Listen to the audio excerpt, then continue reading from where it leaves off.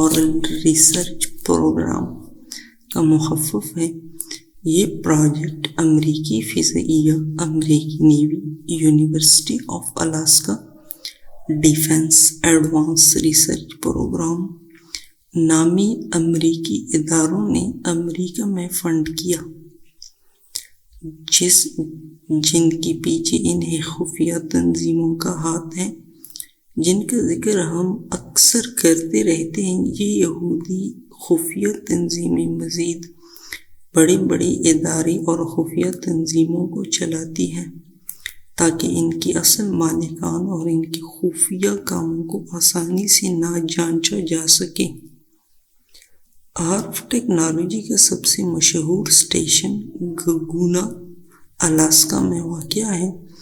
یہ جگہ امریکہ فضائیہ کی تھی جسے ہارف ٹیکنالوجی کی اینٹیناز لگانے کے لیے مختص کیا گیا۔ ہارف دنیا کا سب سے بڑا ریڈیو براڈ کاسٹنگ اسٹیشن ہے جو عام ریڈیو سگنلز کی ترسیل کی طرح کام کرنے کے لیے نہیں بنایا گیا، بلکہ ان کا مقصد ان اینٹینا سے نکلنے والی شعاؤں کو فضا میں مطلوبہ مقام پر بھیج کر اس انرجی کو مخصوص خفیہ مقاصد کے لیے استعمال کرنا ہے۔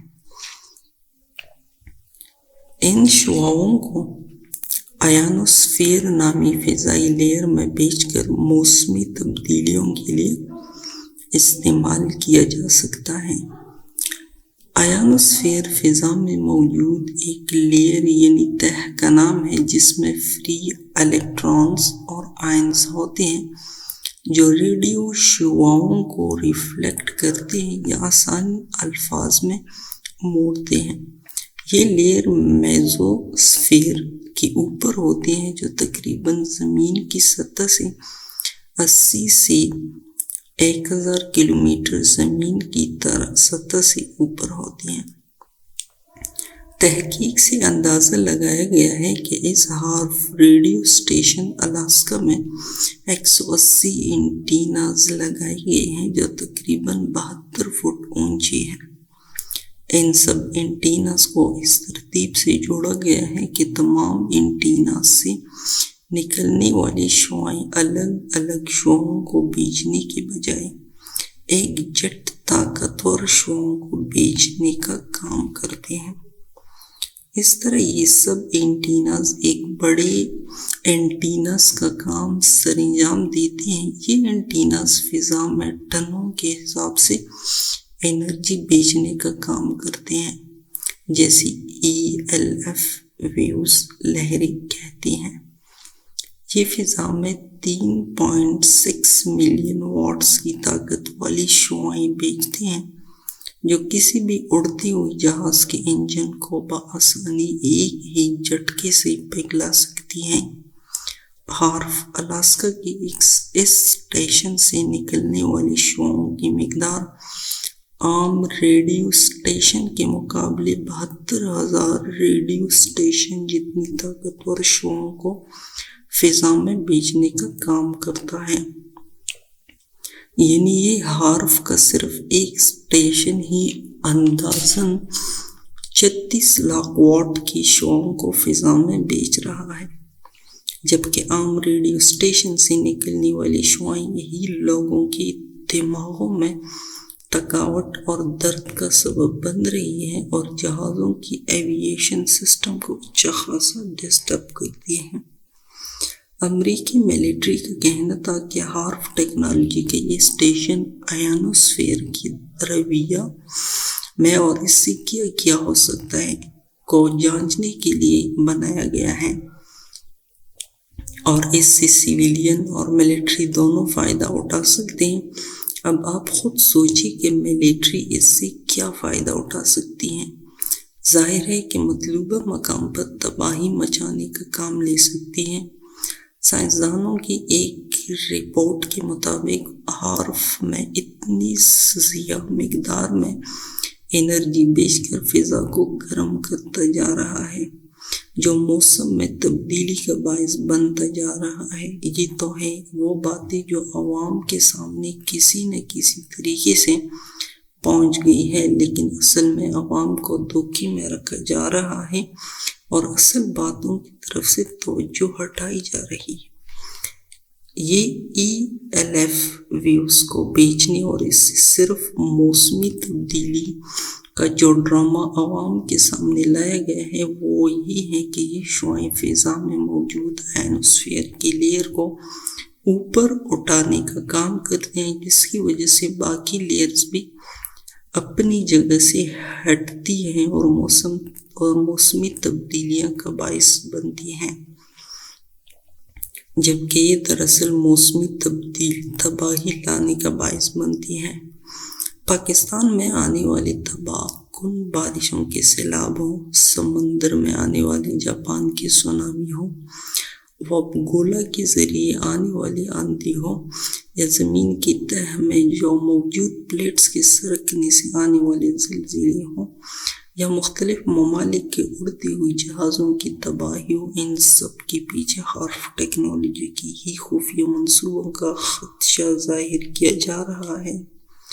مگر امریکی ادارے دنیا کو یہ بتا رہے ہیں کہ ہم ابھی تک اس ٹیکنالوجی میں کامیاب نہیں ہو سکے اور ہم اس پروگرام کو بند کر رہے ہیں، جبکہ ہارف الاسکا کے علاوہ اس جیسے تیار کردہ بہت سے ٹرانسمیٹر دنیا میں تیار کی جا رہی ہیں۔ اگر اس سے فائدہ نہیں ہوا تو دنیا میں جگہ جگہ ایسے ہارف ٹیکنالوجی پر مشتمل ELF اسٹیشنز کیوں بنائے جا رہے ہیں؟ تحقیق کے مطابق امریکہ میں شاید 3 ہیں جن کا پتہ لگایا جا سکا ہے۔ ایک گگونا الاسکا میں، ایک فیر بینکس الاسکا میں اور ایک اریسیبو پورٹو ریکو میں موجود ہے، جو بھرپور طریقے سے کام کر رہے ہیں، لیکن دنیا کو بتایا جا رہا ہے کہ ہمیں تو اس سے کچھ فائدہ ہی نہیں ہوا، اس لیے انہیں بند کیا جا رہا ہے تاکہ ان کی خفیہ تباہی کے مچانے کی سازشوں کا شک ان پر نہ کیا جا سکے۔ پوری دنیا میں چھوٹے بڑے 20 کے قریب مختلف مقامات پر مطلوبہ ضرورت کے مخاطر یہ اسٹیشنز بنائے گئے ہیں۔ اسی طرح روس میں واسلرز روسکی میں ہے اور UN کے پاس ٹرامسو ناروے میں ہے۔ صرف یہی نہیں بلکہ اس طرح کی کئی ٹرانسمیٹرز پوری دنیا میں مختلف مقامات پر لگائے گئے ہیں جو اکثر ایک ساتھ کام کریں تو سوچیں کہ کسی بھی جگہ کی موسمی تغیرات میں تبدیلی لا کر کیسے تباہی مچا سکتے ہیں۔ واضح رہے کہ دجال کا خوراک، موسم وغیرہ پر بھی کنٹرول ہوگا اور اسی کے لیے اس کے پیروکار ان خفیہ پروجیکٹس پر کام کر رہے ہیں۔ اللہ بہتر جانتا ہے کہ اس کا کنٹرول کس حد تک اور کس انداز سے ہوگا۔ 1994 میں سے 2007 تک اتنا پیسہ خرچ کر کے اس کی تعمیر کرنے والے یہ لوگ کہتے ہیں کہ اس کا کام صرف ملٹری اور سویلین کے لیے ریسرچ کرنا ہے۔ بس میڈیا کی ہر بات پر بھروسہ کرنے والے لوگوں کی ابھی بھی آنکھیں نہیں کھلیں تو بے شک اللہ ہی ہے جو انہیں عقل و سمجھ دے تاکہ انہیں پتہ چل سکے کہ جو دکھایا جا رہا ہے وہ ہوتا نہیں۔ اتنا اندھا اعتماد اس میڈیا پر ہماری عقلوں پر پردہ ڈالے رکھتا ہے۔ 2008 میں ہارف کی کنسٹرکشن اور اس کو چلانے کے لیے خرچے کے لیے $250 ملین کا ٹیکس فنڈ کیا گیا اور 2013 میں خبروں میں یہ پھیلایا گیا کہ اس پروگرام کو عارضی طور پر بند کیا جا رہا ہے۔ پھر 2014 میں خبر چلائی گئی کہ ہارف کو مکمل طور پر بند کر دیا جائے گا تاکہ دنیا کی توجہ اس سے ہٹائی جا سکے۔